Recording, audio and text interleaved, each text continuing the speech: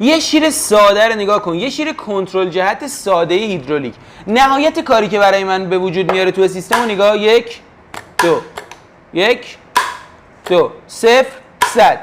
آقا من اگه دلم بخواد این شیر به عنوان مثال وسط بسته رو تو موضع وسط، یکم مونده به وسط، 5 میل مونده به این ور بخوام کنترلش کنم، چی؟ یعنی حرکت نرمتری داشته باشم، فوق العاده دقیق تر حرکت ذره بینی. باید از چی استفاده کنم؟ از شیرای سرو.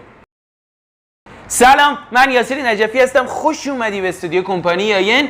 این بار میخوام دقیق ترین شیر دنیا که فعلا رو دستش نیومده رو توضیح بدم بهتون. یه ویدیو خیلی پری داریم، پس سابسکرایب کن کانالو و توی کامنت ها بنویس که شیرای سرو رو میشناسی، شیرای پروفشنال چی، کدوم اینا رو دوست داری بیشتر توضیح بدیم، اونو توی کامنت ها بنویس و بریم شروع کنیم. الان این شیری که من اینجا ترکوندمش همین الانو دیدی، نگاه کن.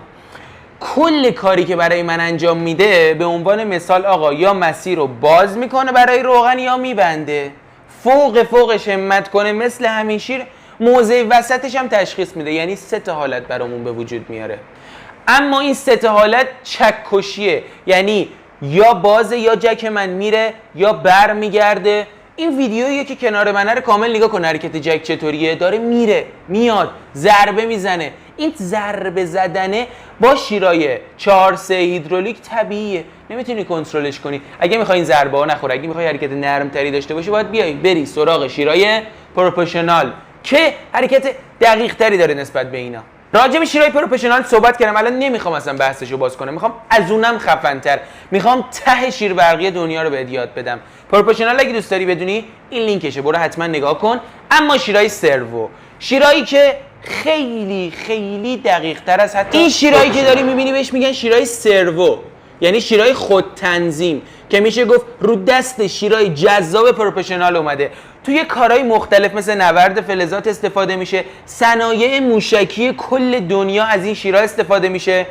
کارهای پرسای خیلی حساسی هم میتونیم از این استفاده کنیم، یا به طور کلی اگه کاری احتیاج به دقت خیلی بالا و فرکانس های متعددی داره، شما باید از شیرهای خود تنظیم استفاده کنی. موتورهای سرو رو شنیدی؟ این شیر برقی کنترل جهتشه. کارو برای ما به چه صورت انجام میده و چه جوری کار میکنه؟ اگه به مکانیزمش نگاه کنی متوجه میشی که اجزای تشکیل دهندش تشکیل شده از یک مبدل، یه دونه نازل خیلی حساس و یه دونه فلپر داره و یه دونه آرماتور که در نهایت میاد یه میدان مغناطیسی رو برای ما به وجود میاره. حالا این میدان مغناطیسی در نهایت اگه این ویدیو رو نگاه کنی منجر به حرکت فلپر میشه. فلپر وصل شده به نازل ما. حالا چه اتفاقی میفته؟ با سیگنال ورودی که این شیرای سرو داره یه کاری برای ما انجام میده. به عنوان مثال میگم، مثلا 200 هرتز. اختلافش با شیرای پروفشنال هم توی همینه. شیرای پروفشنال به ترکون 10 هرتزه، ولی این 200 هرتز هم میتونه برای ما ساپورت کنه. یه عددی رو با استفاده از سیگنال دیجیتال یا آنالوگ وارد این شیرا میکنیم، وصل میشه انتهاش به این نازله. این نازله یه حرکت کوچیکی رو داره مثل همین ویدیو. این نازله که تکون بخوره در نهایت برای ما چیکار میکنه؟ یک فشاری رو میندازه پشت اسپول ما. یعنی مثل شیرای پروفشنال، مثل شیرای ساده‌ای که اول ویدیو دیدی، این اسپوله رو توش داره. اما اسپولت وقتی که برق میاد درجه تکون نمیخوره مثل همین شیری که دیدی. میاد اول برمیگرده به قسمت برقیش، خیلی ساده بخوام بگم، یعنی به سولنویدش. این قسمتی که ما داریم فلپر و سیستم بازخورد دهندش تنظیمش میکنه، بعد برمیگرده به جابجایی اسپولمون. اسپولمون هم در حد خیلی کوچیک میلیمتر جابجایی رو انجام میده به همون میزان. جک ما، عملگر ما، هیدروموتور شاید باشه، چرخش خودشو و کار خودشو نسبت به شیرای پروفشنال چند تا برتری خیلی واضح داره.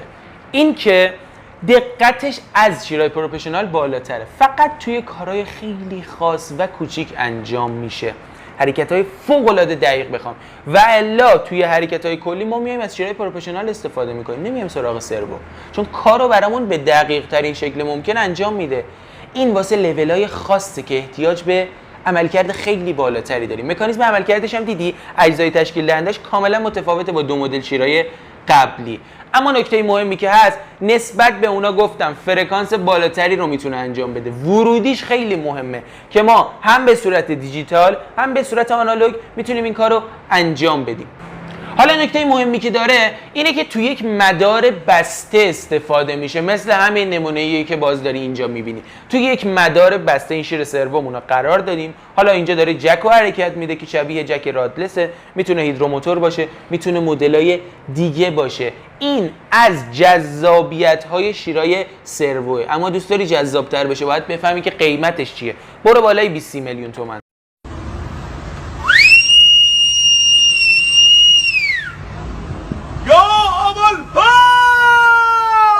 جذاب شد نه؟ شما یه سیستم هیدرولیک میبندی کلا میشه 20 میلیون، باید یه شیر کنترل جهت بخری 20 میلیون.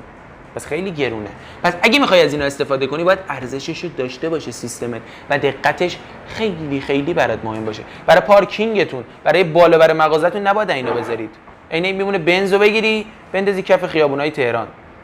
جذاب در نمیاد دیگه، کاری برات انجام نمیده، پدر اونم در میاد. این بنده خدا هم انگار توی یه قفس نگرش داری. برای کارهای هیولا میان از این استفاده میکنن. خب این بود از عملکرد شیرای سرو، خیلی خلاصه با چند تا ویدیو انیمیشنی و توضیحات ساده و روون. نیومدم پیچیدش کنم، توضیح بدم که متوجه بشیم دور هم. امیدوارم که به دردت بخوره و این دوتا ویدیویی که بهت پیشنهاد کردم حتما ببین. دوستتون دارم، مرسی که لایک میکنید و سابسکرایب کانال یوتیوبم که عالی میشه. خدا نگهدار.